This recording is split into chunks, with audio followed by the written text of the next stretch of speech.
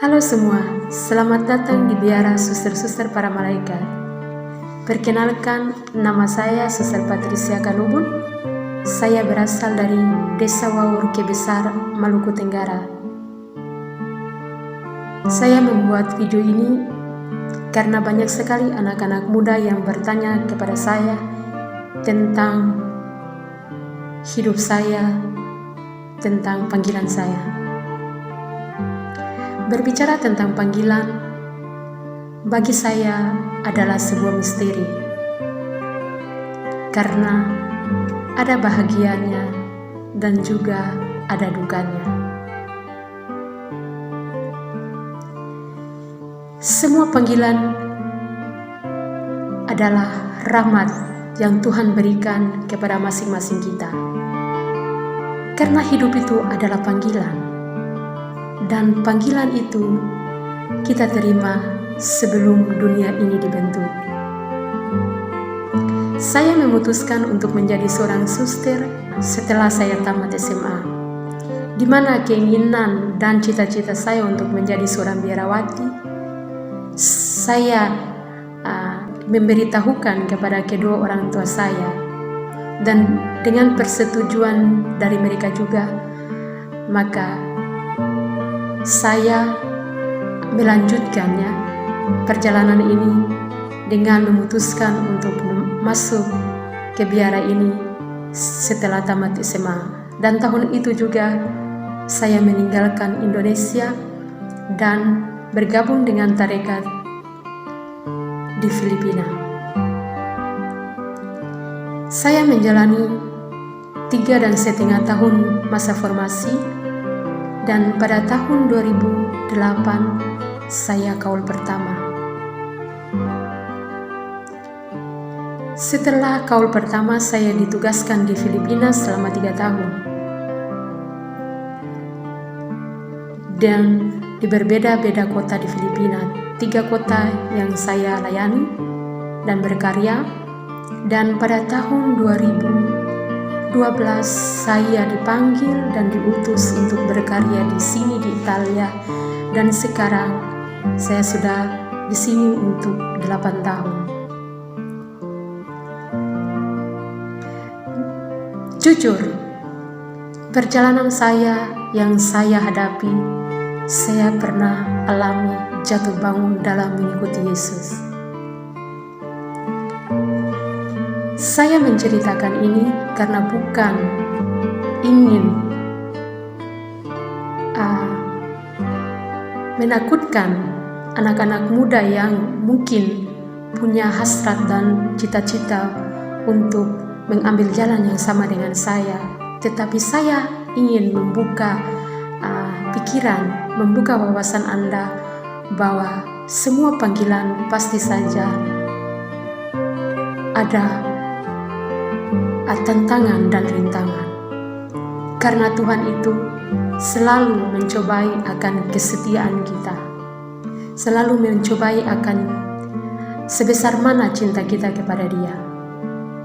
Dan saya alami itu setelah saya profesi pertama. Waktu itu saya pulang kampung pertama kali untuk bertemu keluarga sesudah saya meninggalkan mereka selama 4 tahun. Di sana saya menemukan kalau saudara laki-laki saya itu sudah tidak ada lagi. Dan saat itu keluarga saya tidak menginformasikan kepada saya kalau adik saya sudah meninggal.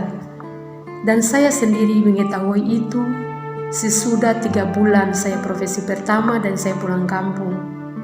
Disitulah awalnya saya menjadi Kristen. Saya selalu bertanya, Kenapa sampai Tuhan tidak mengizinkan saya untuk melihat adik saya? Dia memanggil saya, menggunakan saya sebagai alatnya, tetapi Dia tidak memberikan saya kesempatan untuk melihat adik saya. Saya putus asa dan memutuskan saat itu untuk meninggalkan panggilan saya. Tetapi lihat, kesetiaan Tuhan itu lebih besar dari kesetiaan saya. Dia menguji iman saya. Dia menguji kesetiaan saya. Dia menguji cinta saya kepada Dia. Maka saat-saat di mana saya jatuh, saat-saat di mana saya tidak tahu lagi harus berbuat apa, dan di saat-saat di mana saya sudah memutuskan untuk meninggalkan panggilan saya, Dia datang dan menginspirasikan saya lewat orang-orang yang berada di sekitar saya. Jadi panggilan kita itu juga datang dari orang-orang terkasih, datang dari hati-hati orang yang selalu mensupport kita. Saat itu Tuhan memutuskan malaikat untuk membantu saya, di mana memberikan saya nasihat-nasihat untuk tetap kuat dan tegar dalam menghadapi tantangan. Bukan hanya doa, tetapi juga bantuan, juga inspirasi yang Tuhan berikan lewat pengantara orang-orang baik. Maka saat itu juga saya sadari, dan saya juga menyadari kalau keputusan saya waktu itu salah. Maka saya memutuskan untuk melanjutkan panggilan saya lagi sebagai seorang suster sampai saat ini, di mana tahun-tahun lalu juga saya mengalami hal yang sama. Sedikit rahasia yang ingin saya berbagi juga, kalau dalam tarekat kami, suster junior sebelum menerima kaul kekal, kami harus melanjutkan formasi selama 6 atau 9 tahun, paling lama begitu. Tapi saya melampaui tahun-tahun itu. Saya melampaui sampai 10 tahun, hampir 11 tahun dalam formasi junior. Tetapi dengan pengalaman yang saya alami saat kepulangan adik saya, itu menjadi kekuatan saya hingga sekarang ini. Ketika saya mengetahui kalau saya tidak bisa mengambil, tidak bisa profesi kaul kekal pada tahun yang seharusnya tahun saya itu, saya tidak putus asa. Saya bilang, ini adalah keputusan, ini adalah cita-cita saya sejak kecil. Menjadi seorang suster itu bukan lambangnya dari seseorang yang menerima cincin atau memakai cincin, sudah kaul kekal, tapi panggilan itu sudah ada di kamu, dalam diri kamu sejak kamu lahir. Jadi kalau Tuhan sudah panggil kamu, itu berarti Dia menjaga akan panggilan itu, dan itu harus ada kerjasama di antara kamu dan Dia sendiri. Jadi saya tidak pernah putus asa, saya lanjut biarpun saya harus perpanjangkan masa juniorit saya. Dan akhirnya pada tahun lalu saya kaul kekal dan saya bisa melayani hingga saat ini. Jadi dengan pelayanan yang masih saya layani adalah sebagai seorang pendidik di bidang pendidikan, maka itu adalah cita-cita saya, wujud impian saya untuk tetap menjadi seorang biarawati. Jadi anak-anak muda,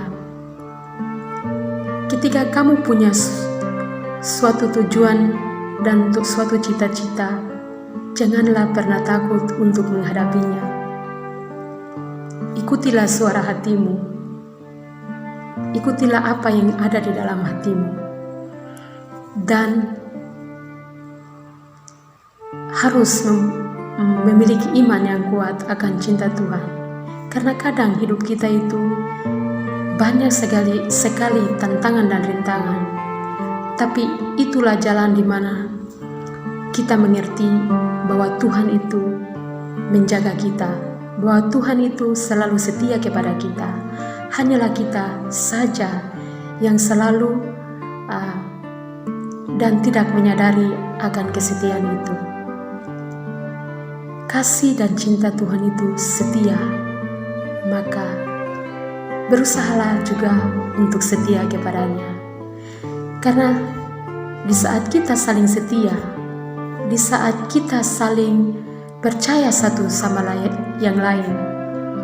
Di saat kita selalu menaruh beban kita satu sama lain dan menerima apa yang kita alami dengan kerendahan hati, dengan kebebasan yang kita miliki, maka Tuhan tidak pernah meninggalkan kita.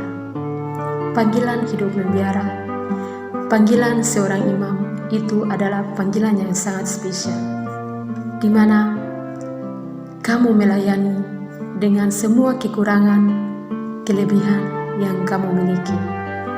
Diri kamu ketika kamu menyerahkan semua yang apa kamu miliki kepada Tuhan, maka rahmat Tuhan itu selalu datang dan menemani Anda dalam hidup dan kehidupan Anda sekalian. Dan di sini saya juga akan berbagi dengan kalian semua sedikit potret dari perjalanan saya mulai masa formasi sampai kaul pertama. Terima kasih.